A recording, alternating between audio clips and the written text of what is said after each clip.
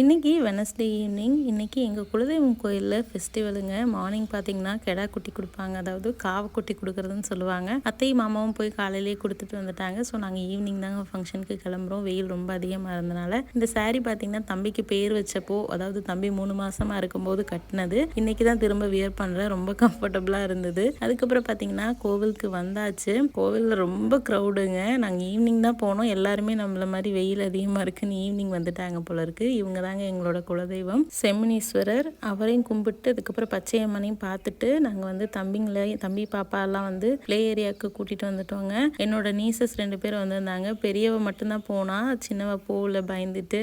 So இவங்க எல்லாத்தையும் கொஞ்சம் நேரம் இதில் ட்ராம்ப்ளைனில் விளையாட வச்சுருந்தோம். அதுக்கப்புறம் பார்த்திங்கன்னா நம்மளோட சின்ன வயசு மெமரி, நான் வந்து சின்ன வயசில் நிறைய இந்த மாதிரி விளையாண்டுருக்கேன். அதில் சம்யுக்தா மட்டும்தான் தைரியமாக போச்சு. எங்கள் பிள்ளைங்க மீதி 2 போக மாட்டேன்ருச்சு. அதுக்கப்புறம் இது என்னென்னு உங்களுக்கு பார்க்கும்போதே தெரிஞ்சிருக்கும்.